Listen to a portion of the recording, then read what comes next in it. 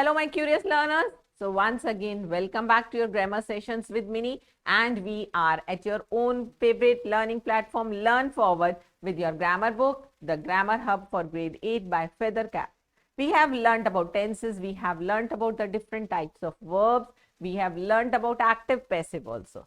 Today we'll start chapter 18 of your book, in which we'll go ahead with direct and indirect speech. So what is direct and indirect speech? You have already learnt about it in your previous grade. Direct speech is, these are the two ways of reporting somebody's words. So if you say the ditto words, you quote them, that is your direct speech. If you transform them and you say them in your own words, it becomes indirect speech. Let's see example here. If you say Rahul said, I want to buy a badminton racket. So here who said?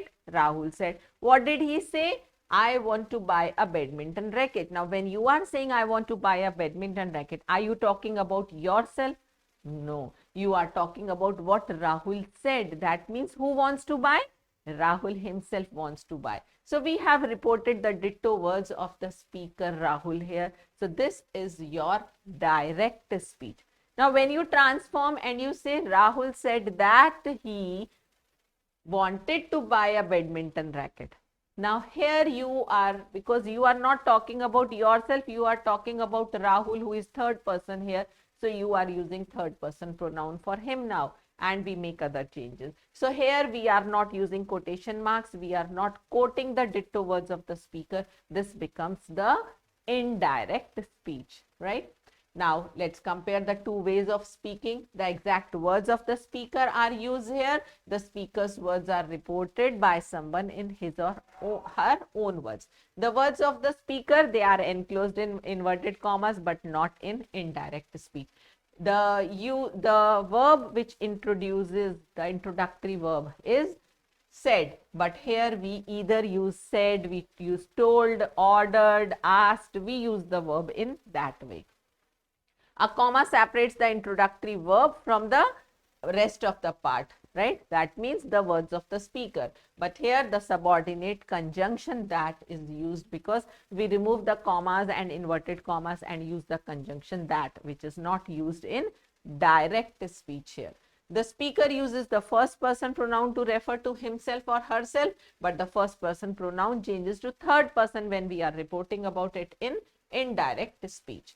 The verbs are usually in present tense form. So we say is, are, am, has, have. They are normally used because when the speaker speaks, he normally speaks in present tense. So normally, not always, please remember, but the verbs are usually changed to their corresponding past tense. We make changes in tense, which we'll be learning ahead. Now, the first thing we must learn is how do we change pronouns when we use changing personal pronouns and possessives. So when you have, we'll always focus about these changes only in the reported part of the speech, which is put in quotation mark, remember. We don't make any changes in the introductory verb, the first part of this speech. So if you say, when we are talking about the first person pronouns and possessive adjectives, we talk about them. What changes are made? The changes are made according to the subject of the reporting verb. The said is the reporting verb here. Now, when you talk about these in first person, they are in the reported part, and you look at the subject of the reporting verb. This is also in first person. So, there will be no change. We say, I said, we introduce that here. I said that my relatives were very helpful to me. We'll look for the other changes ahead. Now, we are focusing only on changes in pronouns. Now, if this is second person, but the sentence, the reported part remains the same, then the same gets changed to second person pronoun. So, you say, you said that. Now, my is first person. According to the subject here, it will become second person. So, you say, you said that your relatives were helpful to. This me also changes to second person because of the subject here. If this is in third person, then your first person changes to third person, and it becomes he, she said that he, she, his, her relatives, because my is your possessive case. So it will change to corresponding third person possessive case. His, her relatives were very helpful too. Now me changes to him, her, third person again in objective case, right?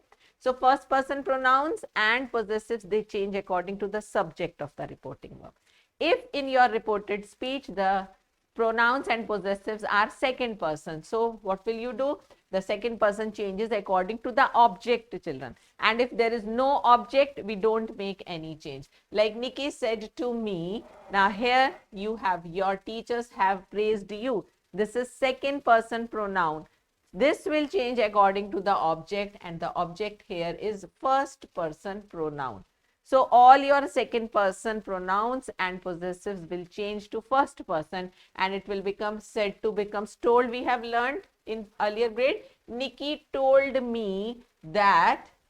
This will become first person now. My teachers had praised. This will also become first person, me, because the object here is first person. If the object is second person, inside also we have second person pronoun, we don't make any changes. So here if we have it to you, it becomes Nikita told you that your teachers have praised you. This is already in second form. When this is in third person, Nikki told to her or him, this second person will also turn to third person, and it becomes Nikki told her that her teachers had praised her. So second person pronouns change to third person. So what we have to remember is, first person pronouns change according to subject. Second person pronouns in the reported speech, they change according to object. And third person pronouns do not change. This is what we'll see here. The librarian said students must bring their identity cards to the library. Now here either there is no third person here, there is no object, or even if we have, the third person in the reported speech will not change. So we say the librarian said that students must bring their identity cards to the library. That's it. No change in third person pronouns, right? Now study this table to understand how personal pronouns and possessives change. Jay said, I like eating pizza. So I is first person, it will change according to subject. Jay is third person here. So it will become Jay said that he liked eating pizza. Rita said, my aunt is baking a cake. Now my is first person, which will change according to subject. It is not first person, second person, third person pronoun. So it is taken as third person. We will say Rita said that my becomes her, third person. Her aunt was baking a cake. Now next, Rocky said, I have slept for a while. We'll just look at the changes in tenses here. This is I like, so it has changed into past tense. Liked is baking becomes past, so was baking. Have slept, I is first person pronoun, again it will change according to subject, so it becomes third person. So Rocky said that he, and this is present perfect, it changes to past perfect. So present changes to corresponding past always, for a while. Present perfect continuous will change to past perfect continuous. She said that. I, again first person, will change according to subject, it becomes third person. She said that she, have been becomes had been swimming. Since, again first person becomes third person, since she was 8 years old. Next, simple past tense changes to past perfect tense. So I said I bought a book for my, sorry, he said I bought a book for my mother. So I and my first person will change to third person according to the subject. So he said that he. Now this is simple past, it becomes past perfect. He had bought a book for his mother. Past continuous changes to past perfect continuous. So he said Rana was exercising in his room. Rana is third person, will not change. So he said that Rana was exercising is past continuous, change it to past perfect continuous. That means had been exercising in his room. Next, past perfect, Rosie said Rita had done this before. This is past perfect tense and it remains the same. So Rosie said that Rita had done. This becomes that. Had done that before. So these are the rules for changing the tenses also. If the reported speech expresses a but, here you have to be you have to take care of some points, like if the reported speech expresses a universal truth or it reports a statement that is still true when it is being reported, then the tense will not change. Like the teacher told the class, the moon is the Earth's satellite, and it is true. It's not that moon was a satellite, but now it is not. So this is a universal truth. So the tense will not change here, and we say the teacher told the class that the moon is the Earth's satellite. See, we are not changing the tense here, although we are introducing the conjunction that here. Next, Pratibha said, my mother doesn't like eggs. So Pratibha said that my is first person, it will change according to subject. So my becomes her. Pratibha said that her mother does not like eggs. It's not that when she is reporting, only that time mother doesn't like. If she doesn't like, she doesn't like even while this is being reported. So we have not changed the tense of the reporting verb here, of the verb here. Now, some expressions of time and place also change. For example, now becomes then, ago means before, today changes to that day, tomorrow becomes the next day or the following day, yesterday becomes the previous day or the day before. Similarly, last year becomes the previous year or the year before, next Monday becomes the following Monday. So these are the changes from direct speech to indirect speech in terms of time. Adverb of place like here becomes there and herein becomes therein. Then we have demonstratives also. This becomes that, these becomes those when we talk in indirect speech. Now, there's a different way of reporting questions. Two things you have to remember. In statements, we use told as the reporting verb, but when we talk about questions, the interrogative sentences, we use the word asked or inquired in place of told. And the sentence, the interrogative sentence, has to be changed into a statement before writing in indirect speech. Of course, the rules of pronouns, the rules of tenses will be the same. The two main more important additional things are, we will use in place of told, we'll say inquired or questioned or asked, and the question sentence, the interrogative sentence, will first be changed into statement. Let's see how. Mani said to Kunal, where are you going? So first thing is, said to will become asked. It will not change to told. So Mani asked Kunal. Now there will be no conjunction used here, and where is the question word which will continue. Are you going? Where are you going? Are you going? Let us change it into a sentence, not an interrogative one, as simple statement. So it becomes you are going. Now you will change according to the object, which is Kunal. So it becomes third person. So it is Mani asked Kunal where he. Are is present. So it will change to past, was going.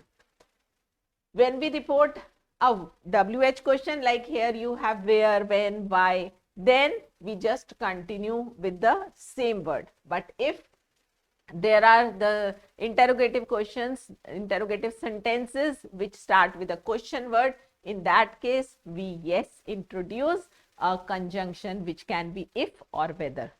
Like I asked him, will you come for dinner? So here, do you have a question word?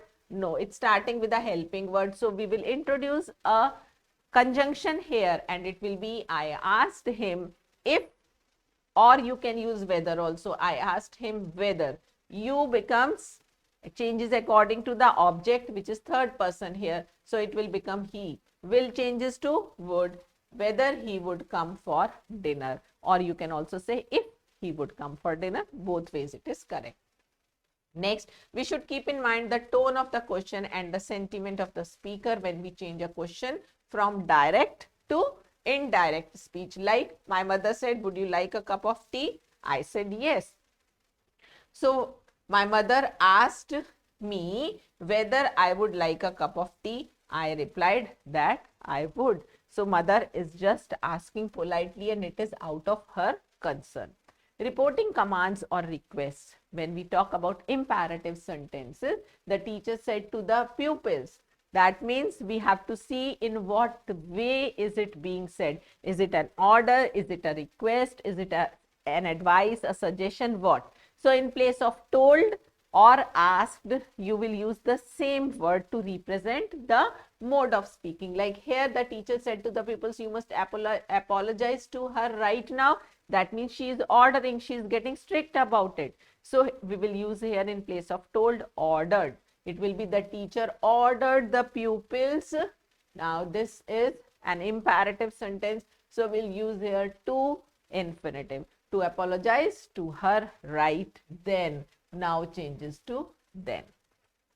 The verb becomes the infinitive form, the to infinitive. I said to my friend, could you make me a cup of hot chocolate? So this is could shows you are requesting. That means I requested my friend. Now this is a request. So you say to make. To infinitive is used to make a cup of hot chocolate. Fine. Coming to next is reporting exclamations and wishes. So in such cases, the reporting verb is changed into ask, advise, tell, request, etc. in case of commands and requests. And words such as hurrah, alas, oh, etc. These are omitted. In place of them, we use the words that shows these feelings actually, like exclaimed with joy, said with a sigh, or sadly, whatever. The sign of exclamation is omitted. Oh no, we have missed the bus, he said. So that means he said this was a remark sadly. When you miss the bus, you are sad. So we say he exclaimed sadly that they had, we is the first person. It will change according to the subject of the reporting verb, which is third person here.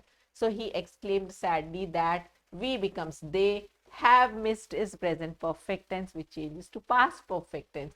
They had missed the bus. So, oh no, this exclamatory, interjection is removed and the expression, the feeling is expressed in this word here after the reporting verb. Many happy returns of the day, we said to Garima. So that means you are wishing her. So you say, we wished Garima many happy returns of the day. Garima, what did she say? Thank you. So she just thanked us, right? Now reporting conversations. So there is a reporting of conversations where we have dialogues one after the other. Normally when people talk to each other, they do not speak full sentences. Sometimes they might give a single word response also. So we should complete them when we are reporting them in indirect form. So Sarita, where's Indu? Gone for her dance class. That means want to say she has gone for her dance class. So Sarita asked Puneet. From here you get to know who is talking to whom. Sarita is asking Puneet. That's why Puneet is replying. So Sarita asked Puneet where Indu was. Puneet informed her that she had, in place of Indu you can use she also, Indu also. Indu had gone for her dance class. Sarita, does she go for her lessons every day? So she wanted to know ahead. Sarita wanted to know whether she went for her lessons every day. Puneet, what did he say? No, only twice a week. So Puneet told her that she went only twice a week. So this is how you report conversations. Now it's time to do exercise. Multiple choice questions for you. In direct narration, the exact words of the speaker are put within quotation marks. Yes. Reported speech begins with a capital letter. Yes, definitely, because it is in inverted commas. A comma separates reported speech from the reported speech. Yes, definitely. So all of these is the correct answer. Which punctuation mark separates reported speech from the reporting speech in indirect narration? When you talk about indirect narration, is there any punctuation mark? No, it should be when we are talking about direct narration, because we use a punctuation mark only in direct narration. And what is that? It's a comma. Pronouns and possessive adjectives of which person in the direct narration remains unchanged in indirect? Yes, this is third person.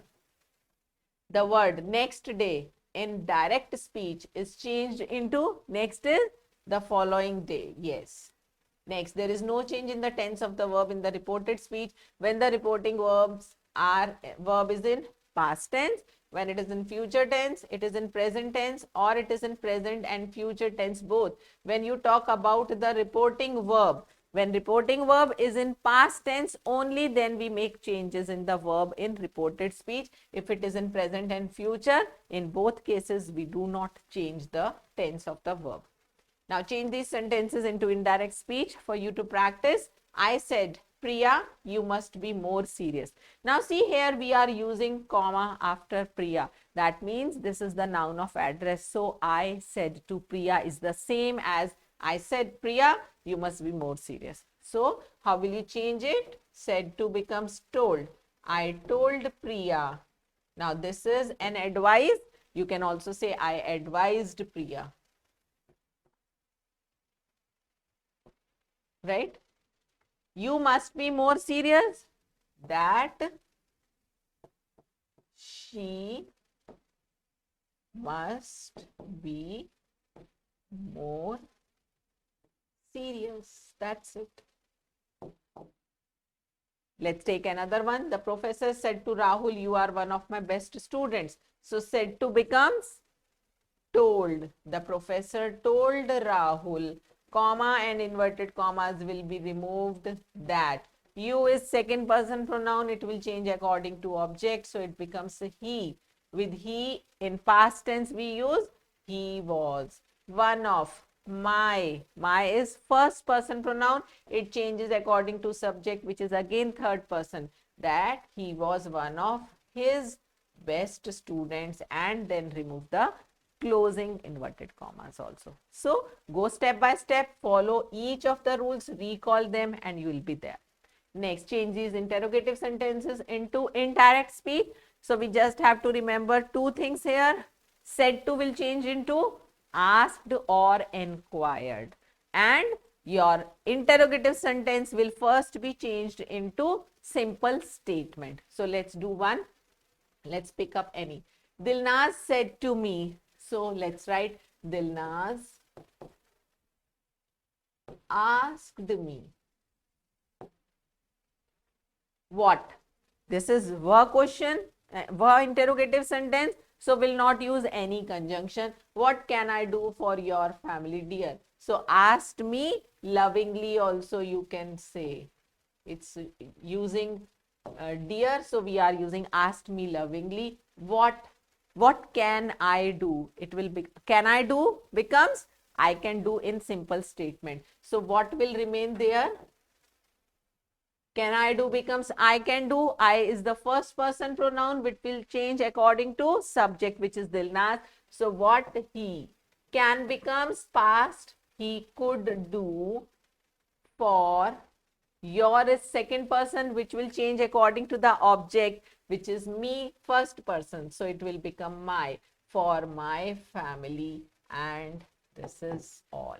So see, when we went one by one, step by step, taking care of each rule at every step, we are there with the sentence in indirect form so easily and perfectly. So follow the same way for all others. Next, change these sentences into indirect speech. Again, this is mixed. We'll have to see what type of sentence it is. What changes do we have to make? Let's see. She said to me, please lend me your jacket for this week. So said to me, you can see here, please, that means it is an imperative sentence requesting. So she requested me. And in imperative sentences, we use to infinitive. She requested me. So lend becomes to lend. Me is the first person pronoun. It will change according to the object. So lend. Me is the first person pronoun, sorry. It will change according to the subject she, which is third person. To lend her. Your is second person pronoun. It will change according to the object, which is first person. So this will become first person now. To lend her my jacket. Be careful about each and every rule that we have learned. For this changes into reference to time. This becomes that. For that week. And you are done. So I hope you'll be able to do all these transformations from direct to indirect speech and be perfect there. We'll be looking ahead for more interesting sessions ahead. Till then, happy learning, children.